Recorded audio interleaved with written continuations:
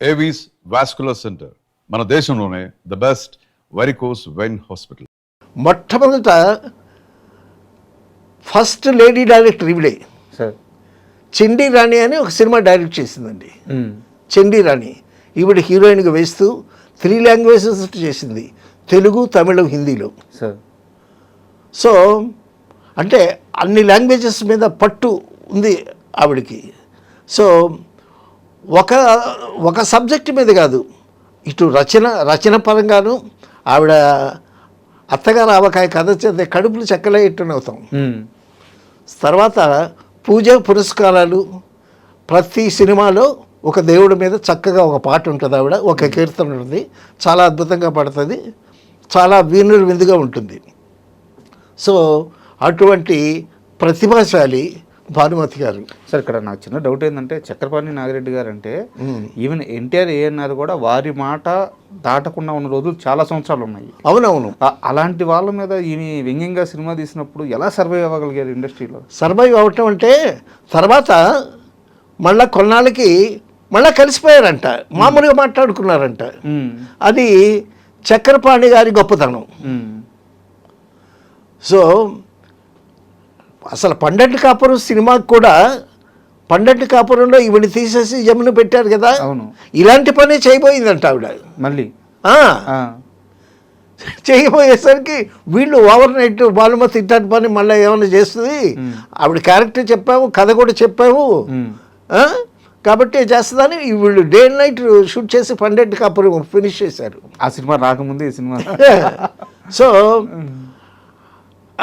అంత అలర్ట్గా ఉంటుంది ఆవిడ. తర్వాత ఎవరిని లెక్క చేయని మనిషి అండి ఆవిడ మొదటి నుంచి. ఆ నైజం ఏంటంటే వాళ్ళ ఫాదర్ కూడా అంతేనంట. అసలు సినిమాలోకి రావటానికి ఆవిడకి ఇష్టం లేదు. 13 ఏళ్ల వయసులో వచ్చారంట. రావటానికి ఇష్టం లేదు. అయితే ఆవిడ సంగీతం నేర్చుకుంది, ఇండస్ట్రీకి వచ్చి మళ్ళా మనం వెనకెళ్ళిపోయి 1.5 years సంగీతం నేర్చుకుంది బాగా. సో సంగీతం నేర్చుకుంది, డాన్స్ నేర్చుకుంది, రచయిత్రి, అన్ని క్వాలిటీస్ ఉన్నాయి. సార్ ఆమె ఎంత సాధించకపోతే పద్మశ్రీ, పద్మభూషణ్ ఇలాంటి అవార్డులతో ఆమెని గవర్నమెంట్ సత్కరించడంతో పాటు అవును ఒక స్టాంపు కూడా రిలీజ్ చేశారు ఆమె పేరు మీద. అవునవును. తర్వాత కమెడియన్స్ ఎంత ఆదరించారు ఆవిడ్ని. అక్కడ ఎంజీఆర్ ఉన్నా, శివాజీ గణేషన్ ఉన్నా, అక్కడ కూడా ఈవిడిదే క్యారెక్టర్ డామినేషన్. అవును. ఒక సినిమాకి ఒక మంచి క్యారెక్టర్ మీరే వెయ్యాలి అండి అది ఇది అని అంటే, ఏం క్యారెక్టర్ అని అంటే, ఎవరు నా వైఫ్ నా తరపున నా భర్త క్యారెక్టర్ ఎవరు వస్తున్నట్టే, మీకు భర్త లేరంటే మీరు వీడియో క్యారెక్టర్ అంటే, వీడియో కాదు ఒకటి పడేయండి అక్కడ నేను బొట్టు పెట్టుకుంటాను బెస్ట్ పడి ఉంటాడు అని. అలాగా ఈవిడ కోసం కథలు మార్చుకుని క్యారెక్టర్స్ సెపరేట్గా చేసి, తర్వాత డైలాగులు కూడా ఈవిడికి ప్రత్యేకంగా రాసి అంత జాగ్రత్తగా ఉండేవాళ్ళు. సో అటువంటి మేధావి భానుమతి గారు. తాతమ్మ కళలో రామారావు గారు బుక్ చేశారు. భానుమతి గారు రాగానే భానుమతి గారి పోర్షన్స్ అంతా తీసేసి ఆవిడ వర్క్ అంతా ఆవిడ షార్ట్స్ అన్నీ ఫినిష్ చేసి ఆవిడ్ని సాగనంపి, ఎలాగా ఆవిడ కారు దగ్గర వరకు వెళ్ళి ఆవిడ కారు ఎక్కిన తర్వాత ఇలా బాయ్ చెప్పి అంత చక్కగా సాగనంపేవాళ్ళంట రామారావు గారు. రామారావు అంతటి వ్యక్తి. అక్కడ భానుమతి గారి గొప్పతనమా, రామారావు గారి దగ్గర ఉండేటటువంటి గొప్ప లక్షణమా అనేది మనం ఆలోచిస్తే ఇద్దరు గొప్పవాళ్ళే. వ్యక్తిని గౌరవించడం ఈయన సంస్కారం. ఆవిడేంటంటే మొదటే అనుకుంటుంది కదా, ఇప్పుడు రామారావు గారు నాగేశ్వరరావు వెళ్తున్నారు ఇండస్ట్రీని, సో తన ఉనికి తాను కూడా కాపాడుకోవాలనేటటువంటి ఉద్దేశం ఆవిడది. So nobody is wrong, both are right. అయితే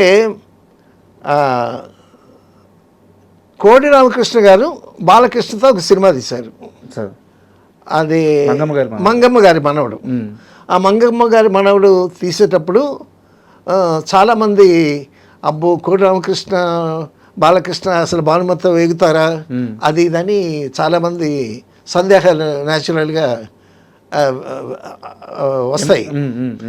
వస్తే కోటరామకృష్ణ గారు వెళ్ళారంట ప్రొడ్యూసర్ని తీసుకుని.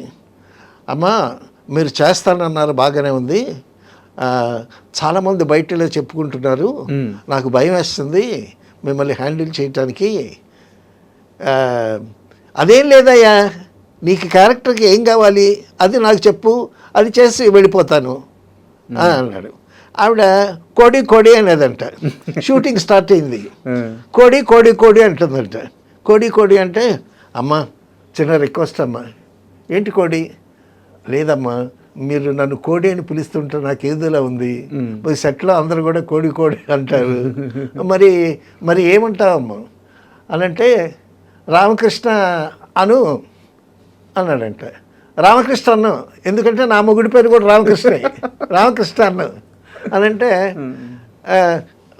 డైరెక్ట్ అనమంటావా అంట. అలాగే అనండి అమ్మా అని అన్నాడు.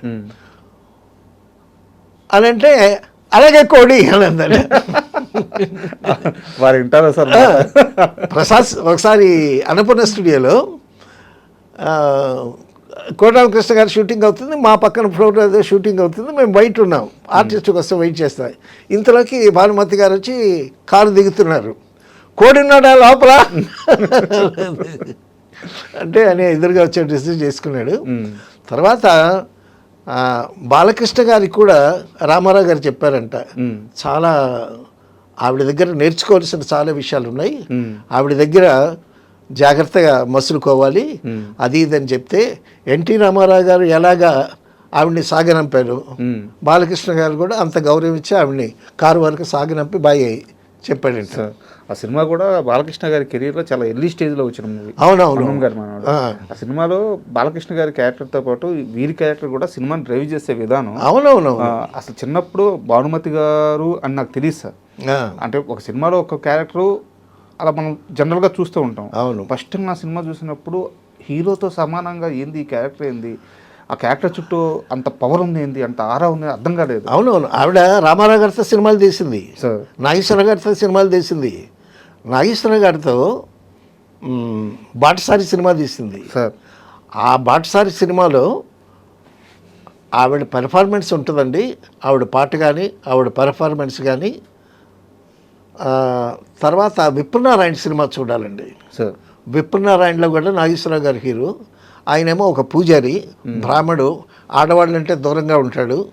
సో అటువంటి అతన్ని రెచ్చగొట్టేటటువంటి ఒక క్యారెక్టర్ చేసి ఎంత అద్భుతంగా ఉంటుంది ఆవిడ. చాలా గ్లామరస్గా ఉంటుంది ఆవిడ, చాలా అందగత్తె కూడా. అసలు మల్లీశ్వర్లో ఎన్టీ రామారావుతో బయటికి వెళ్ళి వర్షం పడుతూ ఉంటే ఒక షెల్టర్లో అక్కడ డాన్స్ చేస్తుంది, ఎంత చక్కగా ఉంటుంది ఆవిడ డాన్స్ కానీ. తర్వాత తోడు నీడి సినిమాలో సావిత్రిగా బంధువులు భానుమతిని పెట్టారు. కల్పగం అని ఒక సినిమా, అదే తమిళ్లో చాలా బాగా ఆడింది, అందులో సావిత్రిని పెట్టారు. సావిత్రి పెట్టిన తర్వాత సావిత్రి అని సుశీల చేత 2 పాటలు రికార్డ్ చేశారు. సో తర్వాత Savitri dates, total dates adjust కాకపోవటం వల్ల సావిత్రి బదులు భానుమతిని పెట్టారు. ఇప్పుడు ఏం చేసింది, ఆ 2 పాటలు తీసి పక్కన పడేసి ఈవిడ పాడింది. ఎక్కడైనా అంతే డేరింగ్, ఎక్కడైనా అంతే. ఆవిడ ఉనికి ఎప్పుడైనా సరే హీరో కన్నా తక్కువ లేకుండా, ఎక్కువైనా పర్లేదు కానీ తక్కువ కాకుండా ఉండాలి అని, అంటే అంత ఆత్మవిశ్వాసం, అంత ఆత్మగౌరవం.